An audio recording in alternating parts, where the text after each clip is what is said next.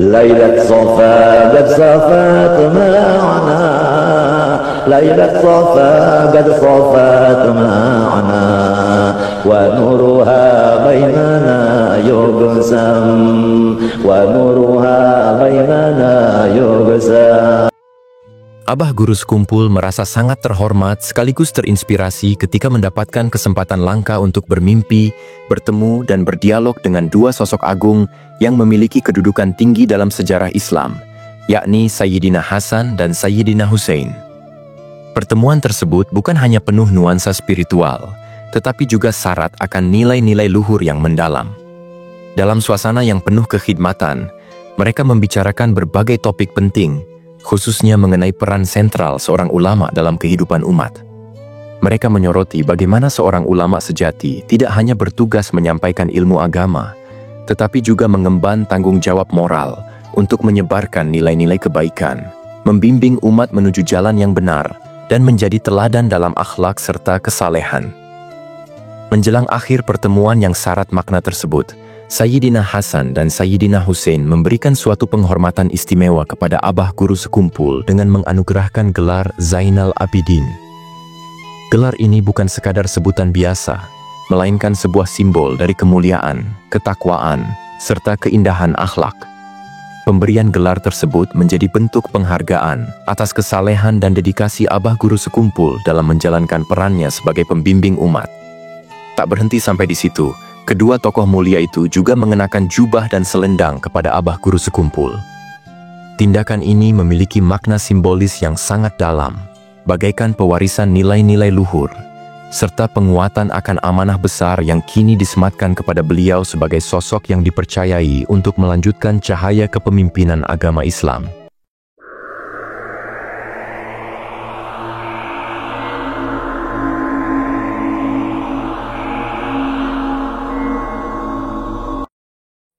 Assalamualaikum warahmatullahi wabarakatuh. Kiai Haji Muhammad Zaini bin Haji Abdul Ghani, yang lebih masyhur di kalangan masyarakat sebagai Abah Guru Sekumpul atau Guru Ijai, adalah seorang ulama besar asal Kalimantan Selatan yang dikenal luas sebagai sosok yang dikaruniai makam kewalian oleh Allah Subhanahu wa Ta'ala. Julukan sebagai wali Allah bukanlah gelar sembarangan, melainkan buah dari kesucian jiwa, keistiqamahan dalam ibadah, dan banyaknya karomah yang menghiasi kehidupannya.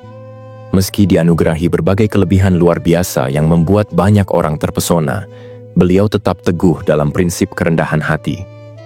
Abah Guru Sekumpul senantiasa mengingatkan murid-murid dan para pengikutnya untuk tidak terhanyut dalam kekaguman terhadap hal-hal yang bersifat lahiriah atau supranatural.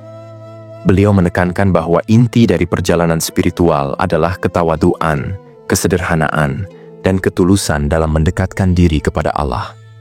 Beliau lahir pada tanggal 11 Februari 1942 di sebuah desa kecil yang tenang dan religius, yakni Tunggul Irang, yang terletak di seberang Martapura. Dalam lingkungan yang kental dengan nilai-nilai Islam dan tradisi keilmuan, beliau tumbuh sebagai anak yang penuh berkah.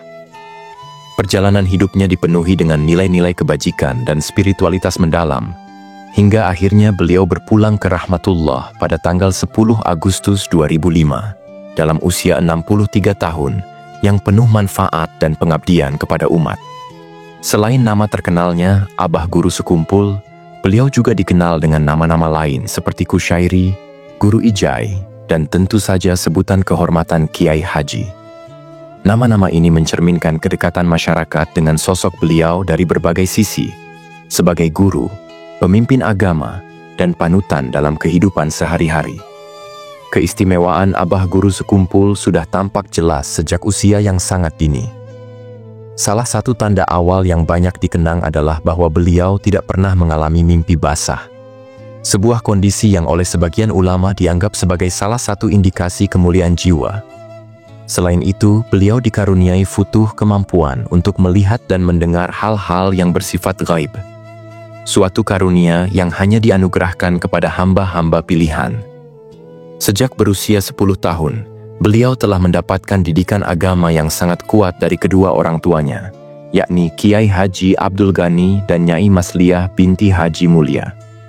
Pendidikan yang disiplin dan penuh kasih tersebut menjadi fondasi kokoh yang membentuk karakter beliau sebagai pribadi yang lembut, berilmu, dan penuh kasih sayang terhadap sesama. Abah Guru Sekumpul bukan sekadar guru yang menyampaikan ilmu, tetapi juga seorang murabbi ruhani yang menanamkan nilai-nilai keteladanan melalui laku hidupnya sehari-hari. Dalam setiap pengajarannya, beliau selalu menegaskan bahwa kelebihan spiritual seperti karomah bukanlah tujuan utama dalam menempuh jalan agama. Karomah bagi beliau hanyalah efek samping dari keikhlasan dan pengabdian kepada Allah Subhanahu wa Ta'ala.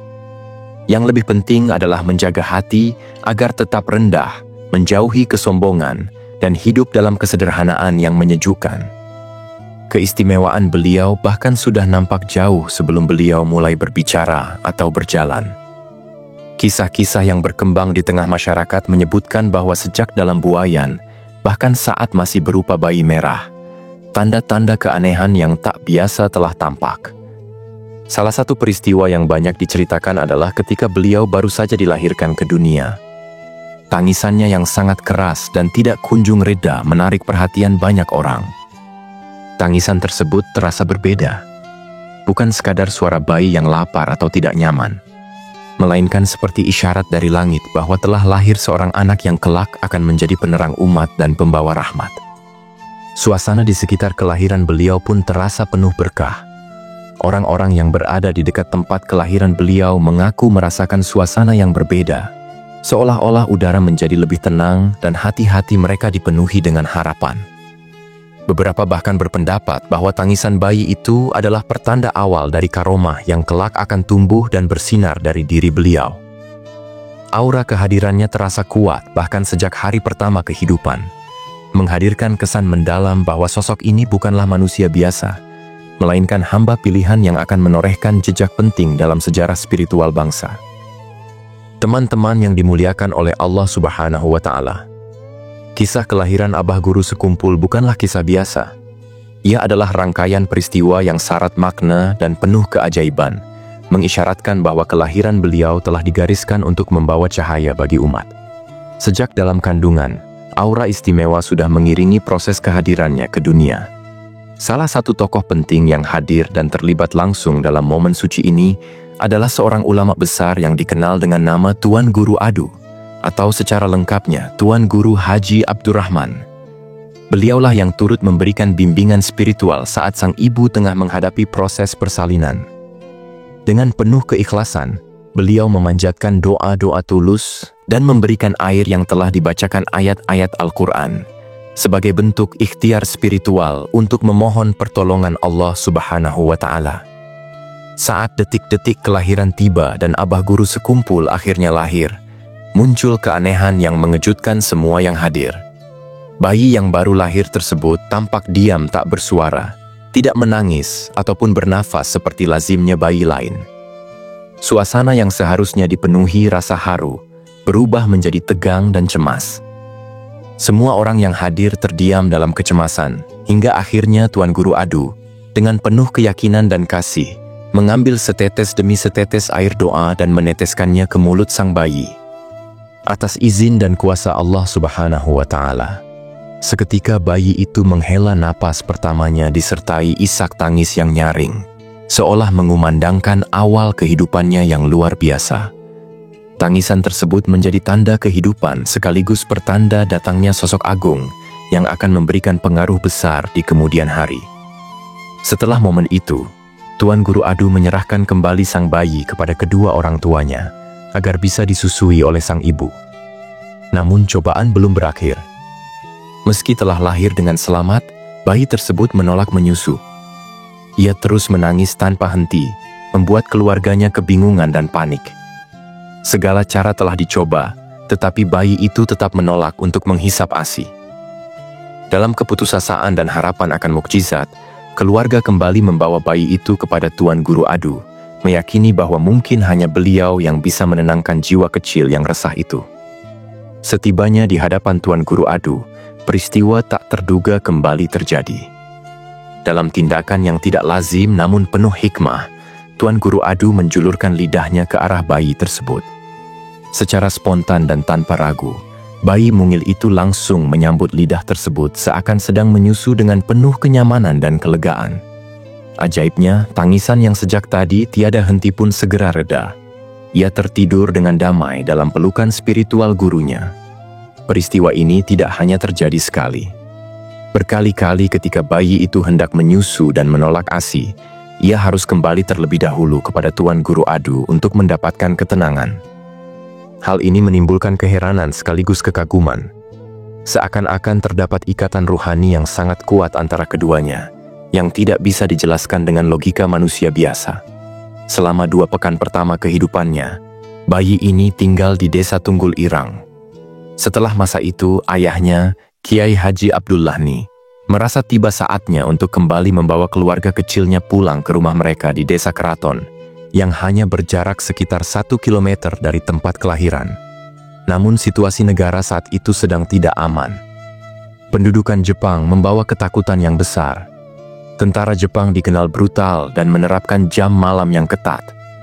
Siapapun yang terlihat berada di luar rumah pada malam hari terancam ditembak tanpa ampun.